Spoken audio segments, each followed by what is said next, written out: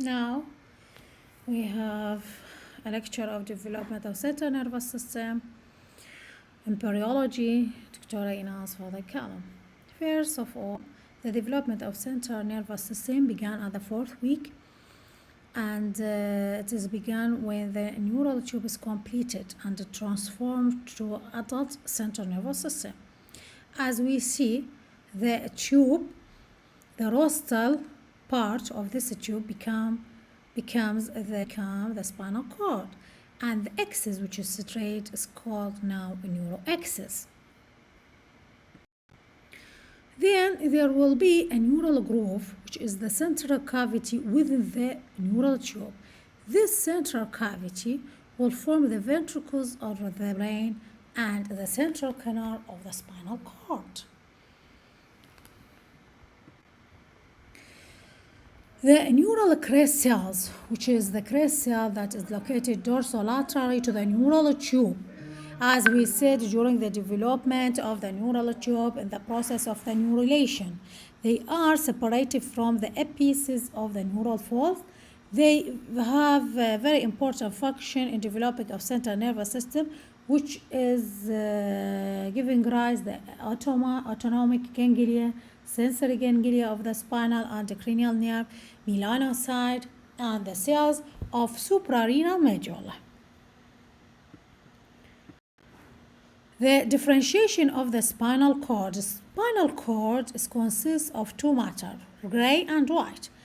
The gray is most located in the centrally around the central canal, as this picture shows, while the white forms the most outer coat of the spinal cord.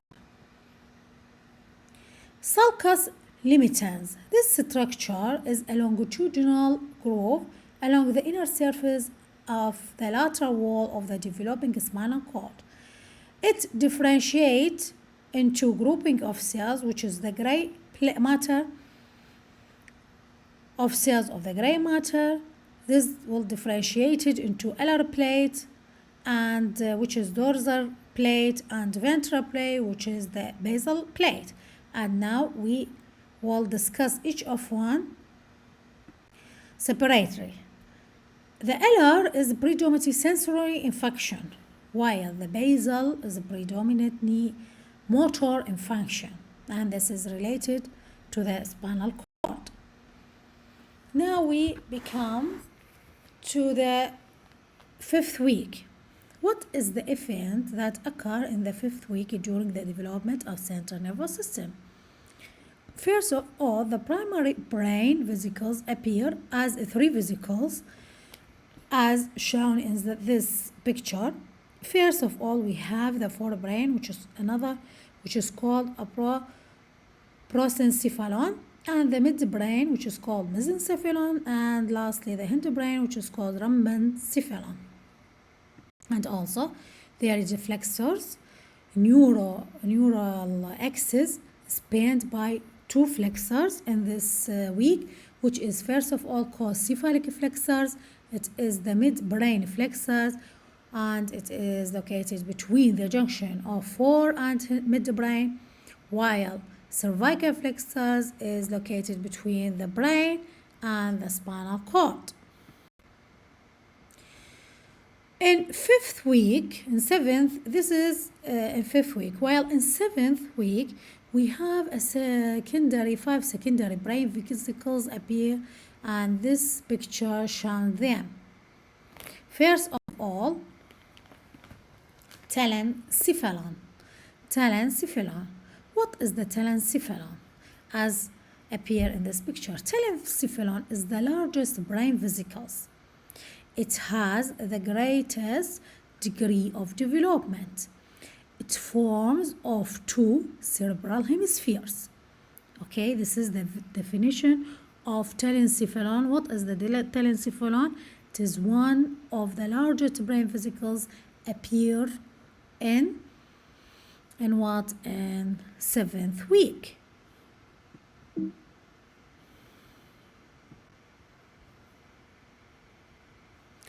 Diencephalon. The second structure is diencephalon. Diencephalon which is the second event that is occur in 7th week. Okay, it is the diencephalon. It is formed mainly of thalamus. Thalamus contains the numerous group of a neuron and is connected with the cerebral cortex.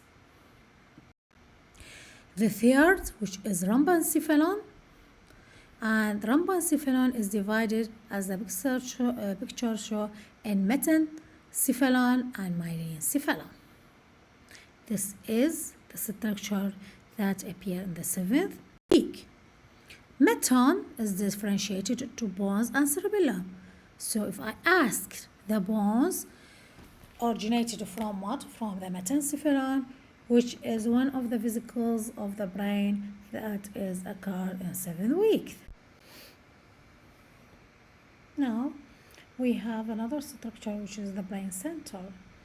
Brain centers consist of bilateral pair centers for sense, for smell, for vision, for healing, and symmetrical midline vestibular center for maintenance of equilibrium. All this function is located in the brain centers. Brain centers also start to appear as expansion from dorsal aspect of the simple tubular brain.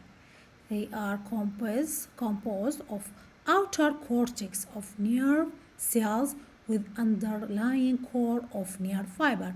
So they are consist of cortex of nerve cells with underlying core of nerve fibers.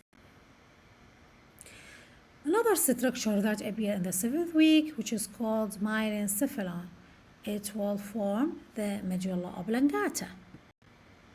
Mesencephalon, which is the midbrain, it remains undifferentiated. It is in the form of its embryonic picture, consists of central canal surrounded by a gray matter.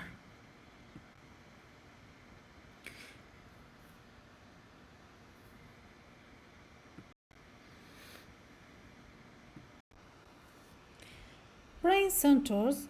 The brain center for visions and hearing will form the largely automatic reflex functions. They are represented by 4 folliculi, which is 2 superior and 2 inferior. The motor center near the caudal end of the brain will be in the cerebellum. Cerebellum. So the motor central near the caudal end of the brain will be in the cerebellum. And the center of vision and the hearing, reflex functions, automatic reflex function, they are represented by 4 colliculi, 2 superior and 2 inferior. The massive cerebral hemispheres, which are developing from olfactory part of the brain, take an executive role in many functions of the brain. They became the highest level for perception and correlation of all sensory modalities. They are highest level for the motor control. Highest level of the motor control. The other center become the subservient to the cerebral hemisphere. Become what? The other center becomes subservient to the cerebral hemispheres. Thank you for your listening.